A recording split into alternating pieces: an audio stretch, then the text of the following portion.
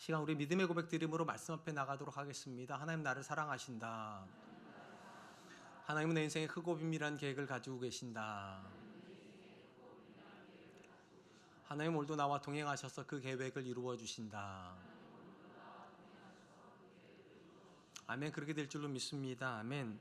한국의 대표적인 소설가 중에 한 분인 김은 작가가 쓴 산문집 라면을 끓이며에 보면 밥과 관련해서 아들에게 아버지가 이렇게 교훈하는 장면이 나옵니다. 아들아, 사내의 삶은 쉽지가 않다. 돈과 밥의 두려움을 마땅히 알라. 돈과 밥 앞에서 어리광을 부리지 말고 주접을 떨지 말라. 사내의 삶이란 어처구니 없게도 간단한 것이다. 어려운 말 하지 않겠다. 쉬운 말을 비틀어서 어렵게 하는 자들이 이 세상에 너무 많다. 그걸로 밥을 다 먹는 자들이 있는데 그 또한 밥에 관한 일인지라 하는 수가 없다. 다만 연민스러울 뿐이다. 사내의 한 생애가 무엇인고 하니 이런 이 폐지하고 돈을 벌어오는 것이다. 알겠느냐? 사람은 밥을 먹어야 생존하는 존재이며 가정을 이루며 나의 밥뿐만 아니라 가족의 생계를 위해서 일해야 되는 존재들입니다. 이런 관점에서 김은 작가는 돈과 밥을 버는 것은 필연적으로 연결되어 있고 부모의 책임은 자녀의 입에 음식이 들어가기 위해서 돈을 벌어오는 것이 최우선이라고 말을 했습니다. 특별히 김은 작가에게서 밥을 먹기 위해서 돈을 버는 일은 하찮은 일이 아니라 매우 숭고한 일이기 때문에 부모가 되었다면 이런저하고 무조건 돈을 벌어와야 된다, 그렇게 말하는 것입니다. 예수님 믿어 성도가 되었다고 해서 하루 3끼 먹던 것이 2끼로 들지는 않습니다. 제가 교회 생활을 해보니까 교회 다니는 분들이 더 잘 드시더라고요. 그러니까 예수님 믿어도 돈은 벌어야만 합니다. 자녀의 생존을 위해서 더 열심히 벌어야 되는 것도 마찬가지입니다. 다만 성도가 되었다는 것은 돈을 벌어오는 것에는 차이가 없을지 몰라도 돈을 버는 방식에는 차이가 있어야 된다는 것입니다. 그들이 버는 방식대로 성도도 돈을 버는 안 된다는 것이죠. 오늘 우리가 살펴보게 될 말씀은 바로 이 부분입니다. 하나님께서 우리에게 물질을 주실 때 우리는 그 물질을 어떤 방식으로 얻어야 되고 또 어떤 방식으로 하나님께 기도해야 되는가에 대한 내용입니다. 예수님은 하나님에 대한 간구를 마치신 다음에 우리 자신에 대해서도 간구하라고 말씀하시는데 그 첫 번째 간구가 오늘 본문의 말씀입니다. 마태복음 6장 11절입니다. 오늘 우리에게 일용할 양식을 주시옵고, 예수님은 개인의 필요와 관련된 기도 첫 번째 대목을 일용할 양식에 대해서 간구하라고 말씀하십니다. 특별히 하나님의 다스림을 위해서 기도한 다음에 그 다음에 일용할 양식에 대한 간구가 나온다는 것은 굉장한 의미가 있습니다. 우리가 이 의미를 이해하려고 그러면 창세기 3장에 나왔던 인류의 타락에 대한 부분을 다시 한번 생각해 볼 필요가 있습니다. 인류는 하나님께서 만드신 에덴 동산에서 하나님의 다스림을 받는 삶을 거절하고 스스로 자기가 주인 되는 삶을 선택하였습니다. 그리고 하나님은 자기가 주인 되는 삶을 살기 위해서 에덴 동산에 나가게 되는 아담과 하와 그리고 또 저와 여러분들의 인생을 향하여서 마주하게 될 현실에 대해서 이렇게 말씀하셨습니다. 창세기 3장 19절입니다. 내가 흙으로 돌아갈 때까지 얼굴에 땀을 흘려야 먹을 것을 먹으리니 내가 그것에서 취함을 얻었습니다. 하나님을 죄를 범한 아담이 이후에 살아갈 인생의 본질을 땀이라는 단어랑 연결하고 있습니다. 하나님께서 말씀하시는 땀은 근본적으로 은혜와 대치점에 있는 단어입니다. 죄를 범하기 이전에 인류는 하나님께서 만드신 에덴 동산에서 하나님이 준비하시는 모든 것을 먹었기 때문에 그들은 은혜로 살았습니다. 그런데 이후에 그들이 에덴 동산에 쫓겨나고 나는 땅에서는 어떤 일이 벌어지는가? 가시덤불과 엉겅퀴가 날 거라고 말씀하셨습니다. 당연히 추수를 하기 위해서 땅을 경작을 할 때 가장 많이 해야 되는 일들이 이제 이런 가시덤불을 치우고 엉겅퀴를 치우고 돌불을 치워야 되기 때문에 수많은 땀을 흘려야만 합니다. 그렇기 때문에 땀을 흘려야 먹는다 말씀을 하셨어요. 어찌 보면 이것이 굉장히 당연한 것이 인류가 스스로 어떤 결정을 했는가? 우리가 주인 되는 삶을 살자. 내가 내 인생의 주인 되는 삶을 살자 결정했기 때문에 자기의 먹을 것을 자기가 준비하는 것은 너무나도 당연합니다. 그렇기 때문에 땀을 흘려야 된다, 그렇게 말씀하셨습니다. 여기서 중요한 거, 예수님께서 주기도문을 가르쳐 주시면서 가장 앞부분에다가 먼저 하라고 말씀하신 기도는 3가지였습니다. 하나님의 이름이 거룩히 여김을 받으시며 하나님 뜻이 이루어지길 원하고 하나님이 우리를 다스리기를 원합니다. 이 3가지 기도를 하고 나서 그 다음에 일용할 양식을 위해서 기도하라고 말씀하셨다는 거예요. 쉽게 말하면 앞에 기도 속에서 성도의 정체성이 무엇이었습니까? 내가 주인이 아니라 하나님이 주인인 삶을 갈망한다는 거예요. 그리고 하나님이 주인인 삶을 갈망하는 사람은 하나님의 다스림 안에 들어가게 되고 하나님의 다스림 안에 있는 사람이 가장 먼저 경험하는 것이 하나님이 먹이신다는 걸 경험한다는 거예요. 그러니까 성도는 다른 걸 통해서 하나님 다스림을 경험하는 것이 아니라 하나님이 우리 가정을 돌보시는구나, 하나님이 우리에게 먹을 걸 주시는구나, 하나님이 우리 가정을 보호하시는구나, 이거를 통해서 하나님의 다스림을 경험하기 때문에 일용할 양식을 위해서 기도하라고 그렇게 말씀하시는 것입니다. 앞에서도 말씀드린 것처럼 타락한 인류는 스스로 자기의 먹을 거리를 준비해야 되는 본질을 가지고 태어났습니다. 그러니까 땀을 흘려야 돼요. 근데 예수 그리스도 안에서 새로운 가능성이 생겼다는 거예요. 마치 에덴 동산에서 아담과 하와가 그들의 노력이 아니라 하나님의 은혜로 먹고 살았던 것처럼 하나님이 주인의 인생 속에서 하나님이 우리를 먹이시는 은혜의 인생이 시작되었다는 것입니다. 그리고 이 사실을 믿는 사람이라면 기도하라는 거예요. 하나님, 우리에게 일용할 양식을 주시옵소서. 이 사실이 왜 중요한가 하면 주기도문을 시작하시면서 예수님께서 가장 먼저 하신 말씀이 무엇인가? 하나님이 우리의 아버지가 되신다. 제가 서론에서 말씀드렸잖아요. 김훈 작가님이 생각했을 때 아버지는 어떤 존재입니까? 돈을 벌어오는 존재입니다. 왜 돈을 벌어야 됩니까? 내가 돈을 벌지 않으면 내 자녀가 굶어야 되기 때문입니다. 마찬가지로 아버지는 생계를 책임지는 존재입니다. 근데 놀랍게도 하나님이 우리의 아버지가 되신다면 우리의 생계를 누가 책임지실까요? 하나님이요. 예. 그러니까 기도하라는 거예요. 하나님이 내 생계를, 내 자녀의 생계를, 우리 가정의 생계를 책임지신 분이라는 믿음이 있다면, 그리고 그 하나님이 정말로 나의 아버지가 되신다고 믿는다면 일용할 양식을 주시길 위해서 기도해야 되고, 성도는 이 기도를 통해서 경험하는 것이 있다는 거예요. 하나님이 정말로 내 아버지시구나, 하나님이 정말로 나를 다스리는 분이시구나. 그러니까 일용할 양식을 위한 기도는 단순히 양식에 대한 기도가 아니에요. 정확히 표현하면 하나님의 다스림을 확인받고 싶습니다. 하나님이 나를 다스리시고 우리 자녀를 다스리고 우리 가정을 다스리는, 우리 가정의 주인심을 확인시키시는 기도가 일용할 양식을 위해서 하는 기도라고 말씀하시는 것입니다. 예수님께서 일용할 양식을 하나님께 구하라고 할 때 우리 머릿속에 떠오르는 그림이 하나가 있습니다. 출애굽기에 나오는 이야기예요. 만나 사건이요. 이스라엘이 출애굽을 하고 나서 한 달 정도의 시간이 지난 다음에 그들은 어디에 도착하게 되는가? 신광야라는 곳에 도착하게 됩니다. 이 신광야가 한 달 정도의 시간 지난 시점이라고 제가 말씀드렸다는데 주목할 필요가 있어요. 자, 이스라엘이 급하게 애굽에서 나옵니다. 그들이 가지고 나올 수 있는 건 굉장히 제한적일 수밖에 없었어요. 그런데 가지고 나온 음식을 한 달 정도 먹으니까 모든 음식이 다 떨어져 버린 거죠. 진짜 문제는 음식이 떨어진 지점이 어디냐는 거예요. 신광야요. 광야는 어떤 곳인가 하면 흙먼지밖에 날리지 않습니다. 그곳에서는 사람이 노력해서 경작할 수도 없고 심지어 사냥을 해서 끼니를 때울 수도 없는 곳이, 아무것도 할 수가 없는 그곳에서 모든 음식이 떨어졌습니다. 절망이죠. 그래서 그들이 불평하기 시작하고 원망하기 시작합니다. 우리를 죽여 죽이려고 여기까지 데리고 나왔냐고. 그때로부터 하나님께서 40년 동안 사람의 떡이 아니라 하늘의 떡을 주시기 시작합니다. 하나님이 그들에게 일용할 양식을 공급하세요. 그게 만나입니다. 그렇다면 왜 이스라엘에게 하나님은 매일같이 양식을 공급하셨을까요? 하나님이 그들의 통치자이심을 확인시키시는 거예요. 그러니까 이스라엘은 매일같이 양식을 얻으러 가면서 뭐를 확인하는가? 하나님이 우리를 다스리시는구나, 하나님이 우리 가운데 계시는구나, 하나님이 우리를 보호하시는구나. 그러니까 그들은 양식을 통하여서 하나님의 다스림을 경험하고 하나님의 나라를 경험하고 하나님이 왕되심을 경험했다는 거예요. 똑같은 일이 지금 우리의 삶에서 일어나야 된다는 거예요. 하나님이 정말 우리 아버지가 맞다 하면 그 아버지가 우리를 먹이시는구나, 그 아버지가 우리를 입히시는구나, 그 아버지가 우리를 보호하시는구나. 적어도 저와 여러분들이 하나님의 뜻이 이루어지기를 원하고 하나님의 이름이 높아지기를 원하고 하나님 다스리기를 원하는 정말로 하나님의 백성이라면 이 확신을 가지세요. 하나님은 그분의 백성을 먹이십니다. 하나님은 그분의 백성을 인도하십니다. 하나님은 그분의 백성 가운데 계십니다. 이 믿음이 있다면 매일같이 하나님께 나가세요. 그리고 이렇게 말하세요. 하나님, 오늘도 우리에게 필요한 것을 우리에게 주시옵소서.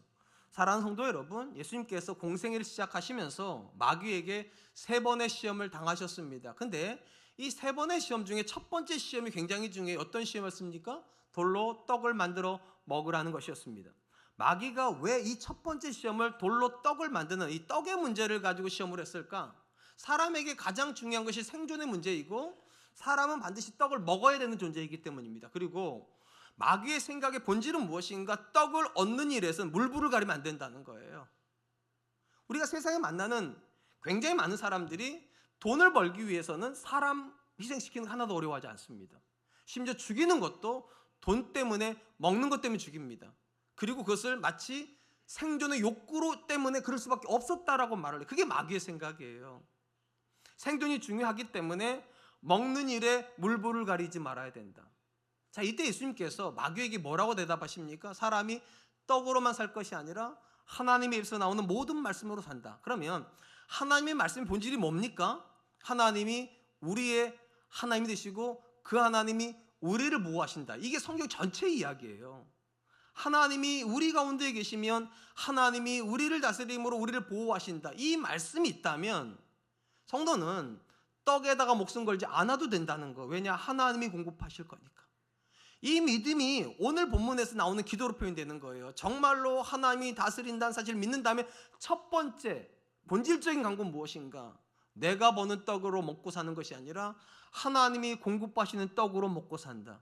이 사실을 통해서 성도는 확인합니다. 오늘도 하나님이 우리 가정을 다스리시는구나. 오늘도 하나님이 우리 가정 가운데 함께 계시는구나. 오늘도 하나님이 내 자녀의 주인이시구나. 이것을 경험하기를 원하신다면 기도하세요. 하나님, 내 자녀를 키워주십시오. 우리 가정을 돌봐주십시오. 우리에게 필요한 것을 우리에게 주십시오. 전 저와 여러분들 그럴 수 있기를 주님의 이름으로 축복합니다.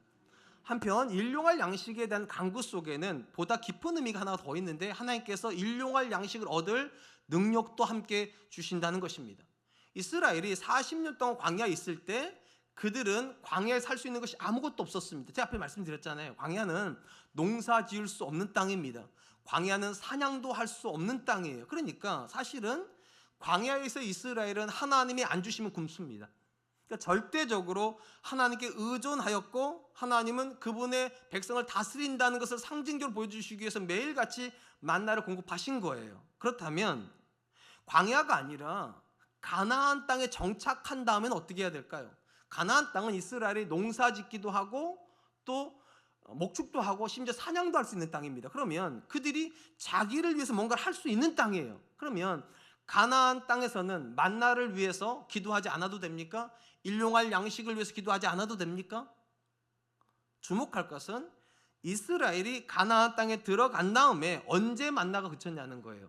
많은 성도님들이 가나안 땅에 들어가자마자 만나가 그친 줄로 알아요. 그렇게 되어 있지 않아요. 성경에 보면 가나안 땅의 첫 소시를 먹을 때, 가나안 땅에 들어가서 그 땅에서 거둔 음식을 먹을 때 비로소 만나가 그쳤습니다. 그러니까 상황적으로 보면 마치 내가 아무것도 할 수 없을 때에는 절대적으로 하는 은혜로 살아야 되지만, 내가 무언가를 할 때는 그때부터는 내 힘으로 살아야 된다. 마치 그런 뉘앙스를 우리에게 보여주는 것 같아요. 그러니까 가나안 땅의 음식을 먹는 순간 하늘의 음식이 끝인 거죠. 우리는 얼마든지 그렇게 생각할 수 있어요. 내가 아무것도 못할 때는 마저 하나님 주십시오, 하나님이 아니면 안 된다고 말하지만, 내가 무언가를 할 수 있을 때에는 염치 없이 그런 기도하면 안 된다고, 땀을 흘려야지, 수고해야지, 이렇게 생각할 수 있어요.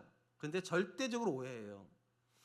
우리 관점에서는 만나하고 가나안의 소출이 다른 의미라고 생각되지만, 하나님의 관점에서는 만나와 가나안의 소출은 모양만 다를 뿐이지 본질이 같아요. 둘 다 하나님이 주신 거예요. 여기는 거저 받은 것이고 여기는 수고하여 받은 거예요. 제가 이렇게 말씀드렸어요. 수고하여 얻은 게 아니라 수고하여 받은 거라고요. 둘 다 모양은 다를지 모르지만 일용할 양식으로 하나님이 주신 겁니다. 제가 이렇게 말씀드린 이유가 있어요. 신명기에 보면 하나님께서 이렇게 말씀하셨기 때문입니다. 신명기 6장 10절로 13절입니다. 내 하나님 여호와께서 내 조상 아브라함과 이삭과 야곱을 향하여 내게 주시리라 맹세하신 땅으로 너를 들어가게 하시고, 내가 건축하지 아니한 크고 아름다운 성읍을 얻게 하시며, 내가 채우지 아니한 아름다운 물건이 가득한 집을 얻게 하시며, 내가 파지 아니한 음물을 차지하게 하시며, 내가 심지 아니한 포도원과 감람나무를 차지하게 하사 내게 배불리 먹게 하실 때에 너는 조심하여 너를 애굽 땅 종되었던 집에서 인도하여 내신 여호와를 잊지 말고 내 하나님 여호와를 경외하며 그를 섬기며 그의 이름으로 맹세할 것이니라. 하나님께서 가나안 땅을 이스라엘에게 주시면서 가장 강조한 것이 무엇입니까? 그들에게 말하는 건 이런 거예요. 너희가 가나안 땅에 들어가서 집을 얻던, 땅을 얻던, 거처를 얻던, 어떤 무언가를 얻을 때마다 항상 기억하라는 거예요. 그것은 너희가 얻은 것이 아니라 하나님이 주신 거라고. 광야에서는 만나를 먹으면서 이건 하나님 주신 거라 이렇게 경험을 했다면, 가나안 땅에서는 그들의 눈에 보이는 모든 것들마다 이거는 내 힘으로 얻은 것이 아니라 하나님 주신 거지. 집도 하나님 주신 거지. 이 성벽도 하나님 주신 거지. 저 밭도 하나님 주신 거지. 그러면서 받아야 된다는 거예요. 왜냐? 그 모든 것들은 하나님이 이스라엘을 위해서 이미 예비하고 계셨던 것이니까. 그러니까 모양만 다를 뿐이에요. 본질은 똑같아요. 다 하나님이 주신 거예요. 내가 아무것도 할 수 없을 때도 하나님 주신 거고, 내가 무언가를 하고 있을 때에도 하나님이 예비하신 걸 내가 받은 거지, 내 힘으로 만들어낸 게 아니에요. 내 힘으로 지은 집 아니라는 거예요. 내 힘으로 지은 밭 아니라는 거예요. 내 힘으로 쌓은 성벽 아니라는 거예요. 다 하나님이 주셨다. 그러니까 광야에서는 만나를 통하여서 하나님 다스림을 경험을 했다면, 가나안 땅에서는 하나님 예비해 놓으신 땅을 보면서, 집을 보면서, 성읍을 보면서, 모든 포도원이라든 이런 걸 보면서, 아, 하나님이 우리를 위해서 예비하신 것을 우리가 받는구나, 이렇게 고백을 해야 된다는 것입니다. 물론 이것이 쉽지는 않아요. 왜냐하면 광야에 있을 때 아무것도 안 했으니까 먹는 것마다 하나님 주셨지 이렇게 말하기 쉽지만, 가나안 땅에서는요 아무것도 안 한 게 아니에요. 그들은 굉장히 많은 것을 했어요. 자, 여호수아서만 보더라도 1장부터 11장까지 정복전쟁에 대한 이야기입니다. 가나안 땅 어떻게 정복했는가에 대한 이야기인데, 한 가지만 질문할게요. 이스라엘이 가나안 땅을 정복하기 위해서 얼마의 시간이 걸렸을까요? 며칠 정도 걸렸을까요? 몇 달 정도 걸렸을까요? 몇 년 정도 걸렸을까요? 우리 얘기가 아니라 관심이 없으세요? 자, 여호수아서 1장부터 11장까지의 정복전쟁입니다. 며칠 걸렸을까요? 굉장히 많은 성도님들이 길어야 1년일 거라 생각을 합니다. 길지 않으니까 내용이. 근데 최소 7년 걸렸습니다. 그러니까 그들은 7년 동안 매일같이 전쟁한 거예요. 매일같이 칼 차고 나가고 매일같이 전쟁을 해서 땅을 얻었고 집을 얻었고 성읍을 얻은 건데, 놀랍게도 하나님 뭐라고 말씀하십니까? 내가 너희한테 준 거래요. 아니, 무슨 소리냐고. 내가 싸웠는데, 매일같이 나가서 정복전쟁을 해서 집을 차지했는데 뭐라고 말씀하시는 거 아니라고. 네가 얻은 게 아니라 내가 너희한테 준 거라고. 사실 이 말씀은요 우리 일상에서 매일같이 반복이 돼요. 제가 우리 큰아이 키울 때, 우리 큰아이가 저한테 웃으면서 이렇게 따졌어요. 아빠, 근데 아빠는 설교할 때마다 모든 게 은혜라고 그러는데 나는 가끔 아빠가 하는 말이 마음에 안 든대요. 그래서 뭐가 마음에 안 드냐 했더니, 아빠 나 진짜 열심히 공부해요. 내가 공부 하나도 안 하고 성적이 좋으면 은혜지 아빠. 근데 나는 열심히 노력하는데 이걸 무조건 은혜라고 말하면 좀 억울하다는 거예요. 차라리 공부를 하나도 안 하고 잠자고 일어났더니만 머리에 다 들어와 있고, 시험처럼 찍었는데 다 맞고 이러면 난 은혜라고 인정하겠대. 근데 정말 열심히 공부하는데 이게 어떻게 하나님 앞에 전적인 은혜로 고백할 수 있는지 난 이해가 안 된대, 자기가요. 이 자리에 계신 분들도 상당히 많이 그래요. 내가 뼈 빠지게 일을 하는데 목사는 쉽게 하나님 은혜라고 말한다고. 일을 안 해봐서 저런다고. 고생을 안 해봐서 그런다고. 직장생활 안 해봐서 그런다고. 저도 해봤어요. 모르는 게 아니에요. 우리 다 수고해요. 이스라엘도 7년 동안 정복전쟁 했다니까요. 그냥 얻은 집 아니에요. 그냥 차지한 성읍 아니에요. 싸워서 차지한 건데, 놀랍게도 하나님이 뭐라고 말씀하시는가? 그래도 본질은 똑같아. 내가 준 거야. 왜 그러냐는 거예요. 신명기에 이렇게 되어 있어요. 신명기 8장 17절 18절. 그러나 내가 마음에 이르기를 내 능력과 내 손의 힘으로 내가 이 재물을 얻었다 말할 것이라. 내 하나님이 여호와를 기억하라. 그가 내게 재물 얻을 능력을 주셨습니다. 이같이 하시면 내 조상들에게 맹세하신 언약을 오늘과 같이 이루려 하심이니라. 제가 우리 큰아이한테 한 얘기가 그거예요. 너 성적이 잘 나왔어. 그냥 네가 노력했다고 말하겠지. 근데 너만큼 노력 안 한 애들이 있을까? 근데 왜 결과가 너한테 왔을까? 여러분, 우리가 씨 안 뿌리면 결실 못하는 건 맞아요. 근데 결실을 할 때 내가 뿌린 것만큼만 결실하는 사람은 없어요. 하나의 은혜 안에서 어떤 사람은 30배, 60배, 100배 결실해요. 그러면 100배 결실해 놓고서 내가 결실했다고 하겠냐는 거예요. 그때 성도가 이렇게 고백한다니까요. 내게 이 능력 주신 분이 하나님이라고. 나는 뿌렸을 뿐이지 거두게 하시는 분은 하나님이시라고. 그러니까 광야에서는 아무것도 할 수 없기 때문에 은혜로 받아야 돼요. 우리 중에도요, 자기가 아무것도 할 수 없기 때문에 절망하는 분들이 계시는데 틀렸어요. 아무것도 할 수 없을 때는 거저받는 은혜가 있어요. 그러니까 기도하셔야 돼요. 광야에서도 기도하셔야 돼요. 근데 또 하나 기억하세요. 내가 엄청난 능력을 가지기 시작해서 뭔가를 내가 할 수 있을 때에도 잊지 마세요. 그 능력의 본래부터 여러분 것은 아니었어요. 내게 능력 주신 분 계셔서 내가 이 일을 했던 거고, 그래서 내 자녀를 먹일 수 있었던 거고, 그래서 여기까지 온 거예요. 근데 우리는 자꾸만 착각해요. 내가 본래부터 이렇게 뛰어난 사람이었다는 듯이, 본래부터 이렇게 능력이 있었던 사람인 것처럼. 그래서 하나님께서 성도에게 먼저 은혜 안 주세요. 광야를 먼저 주세요. 광야를 지내봐야 내가 아무것도 할 수 없는 존재였다는 게 인정이 돼요. 그리고 은혜를 받으면 이렇게 말한다니까요. 내가 아니요 하나님의 은혜로라. 그래서 일용할 양식을 하나님께 기도할 때는 이 안에 능력에 대한 간구도 들어가 있어요. 하나님, 오늘도 하나의 은혜로 삽니다. 내가 감당한 이 일 감당할 수 있도록 능력 주시는 분이 하나님이십니다. 할 수 있도록 힘 주시는 분이 하나님이십니다. 하나님, 오늘 하루를 살아갈 수 있도록 내게 힘 주십시오. 이게 일용할 양식에 대한 간구 안에 들어가 있는 고백입니다. 사랑하는 성도 여러분, 다시 말씀드릴게요. 이스라엘의 광야에서 일용할 양식을 위해서 기도하는 건 너무 쉬운 일이에요. 왜냐, 기도 안 하면 할 게 없잖아요. 자기들이 농사를 지을 거예요. 사냥을 할 거예요. 그러니까 아무것도 할 수 없을 때 하나님께 기도함으로 양식을 받는 건 너무나도 당연해요. 근데 진짜 어려운 게 뭔가, 내가 기도하지 않고도 뭔가 할 수 있는 시점이 와요. 기도하지 않고 사업을 해도 잘 되는 사람들 분명히 있습니다. 기도하지 않고 자녀를 키워도 잘 크는 자녀들 분명히 있어요. 근데 왜 내가 얼마든지 내 힘으로 할 수 있는 그 일인데 기도해야 되냐는 거예요. 그 모든 것이 내 힘으로 시작된 건 아니기 때문에 그걸 인정하는 거예요. 하나님, 오늘 내가 일하지만 내 힘으로 하지 않습니다. 오늘 내가 자녀 키우지만 내가 낳은 자녀가 하나님 내게 주신 자녀이기 때문에 하나님, 내 힘이 아니라 하나님의 은혜로 감당하게 하여 주시옵소서. 그러면서 경험하게 되는 거예요. 하나님이 내게 자녀 키울 힘을 주시는구나, 내게 가정을 건사할 수 있는 능력을 주시는구나, 이 하루를 버틸 수 있는 힘을 하나님이 주시는구나. 그래서 광야에서도 이렇게 말하죠. 하나님 주셨다고. 가나안 땅에서도 이렇게 말하죠. 하나님 주셨다고. 모든 것은 하나님으로부터 말미암는다. 그래서 우리 이렇게 고백하는 거죠. 나의 나된 것은 절대적으로 하나님의 은혜로라. 이 사실을 인정하신다면 이렇게 고백하셔야 돼요. 오늘 우리에게 일용할 양식을 주시옵소서. 나는 하나님이 주신 것으로 살기를 원합니다. 전 저와 여러분들 그럴 수 있기를 주님의 이름으로 축복합니다. 마지막으로 일용할 양식을 하나님께 구한다 할 때 가장 중요한 부분 중에 하나는 하나님이 주신 것이 내게 만족이 된다는 것입니다. 다시요. 하나님이 주신 것이 내게 만족이 됩니다. 엄밀한 의미에서 먹고 사는 생존만을 위해서라면 기도하지 않아도 우리 살 수 있습니다. 우리가 교회 바깥에서 만난 대부분의 사람들은 기도하지 않아도 먹고 사는데 하나 문제가 없잖아요. 여쭤볼게요. 그러면 교회 밖에 있는 사람들은 다 능력 있는 사람들이고 교회 안에 있는 사람들은 기도 안 하면 못 먹는 무능한 사람들입니까? 저는 그거 동의가 안 돼요. 왜냐하면 저희 아들들이 저한테 뭐라고 그런지 아세요? 아빠는 목사 안 했어도 성공했을 거래요. 아빠 같은 멘탈이면 동의 안 하실 줄 알았어요, 제가요. 근데 우리 아이가 하는 얘기가 있어요. 아빠 같은 멘탈이면 아빠는 사업을 했어도 잘했을 거고 어떤 걸 해도 잘했을 거래요. 그게 제가 동의가 돼요, 가끔씩은.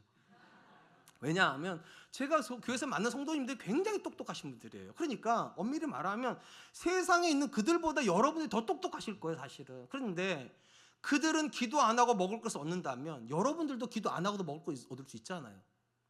기도 안 하고도 자녀 잘 키우실 수 있잖아요.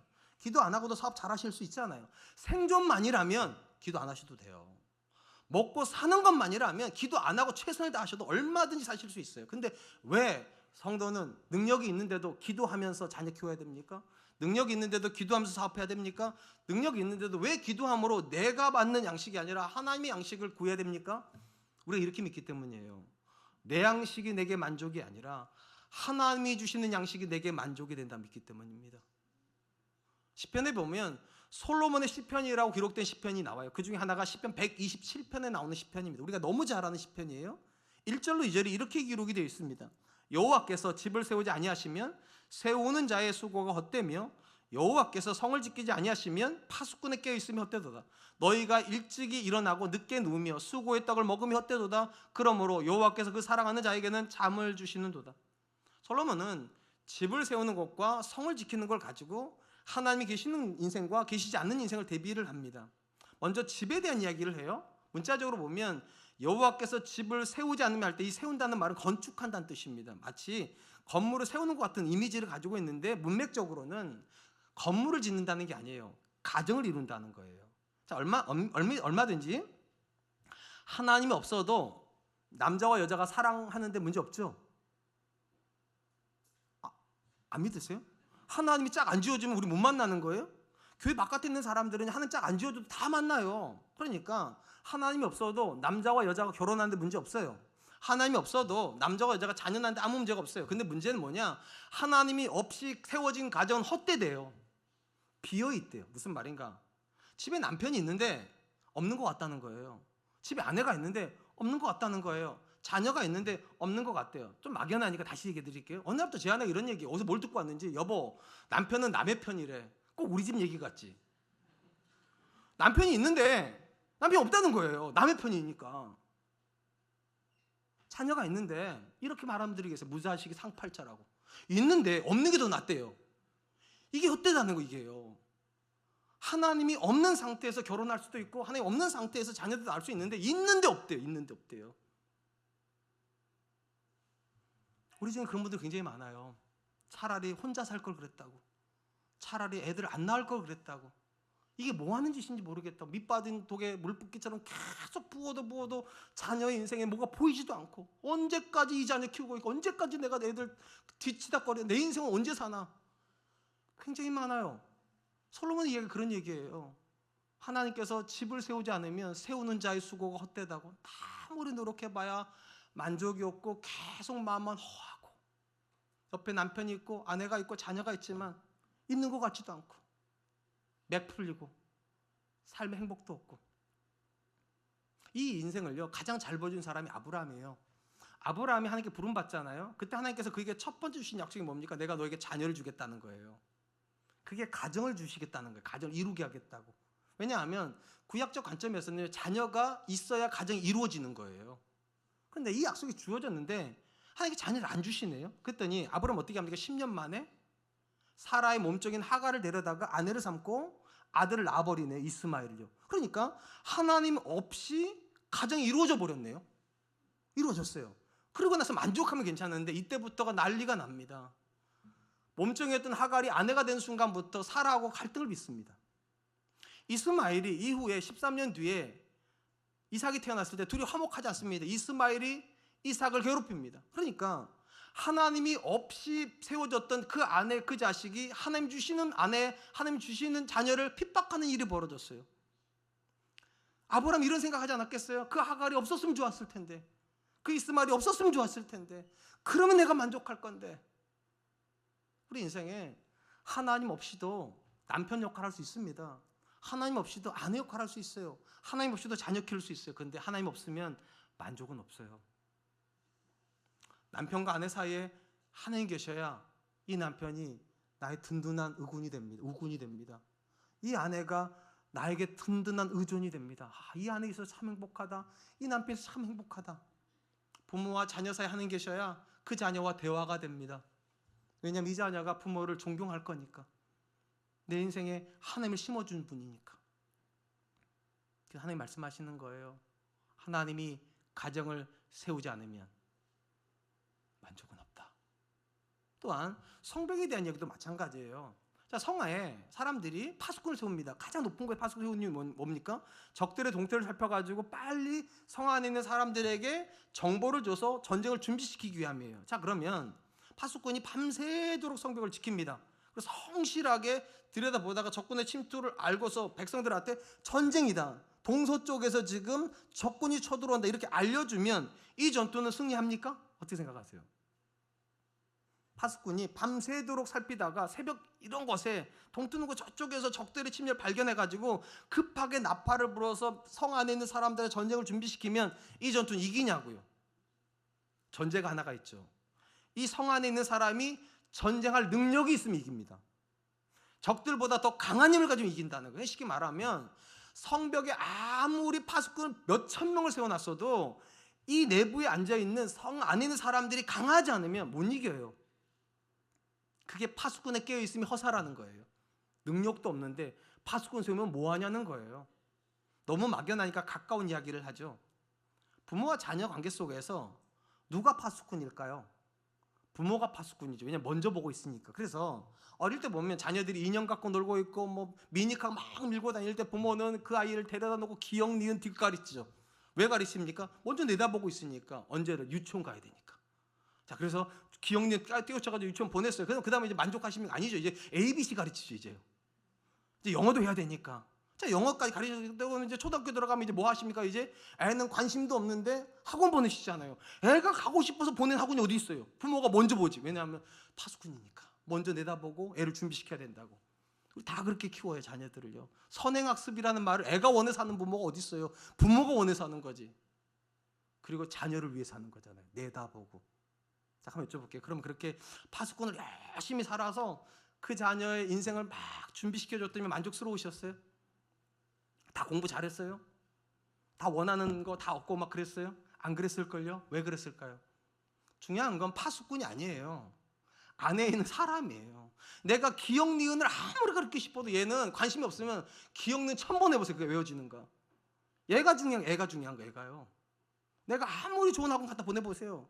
애가 관심이 없으면 학원비 밑 빠진 독에 계속 붙는 거예요, 그냥요.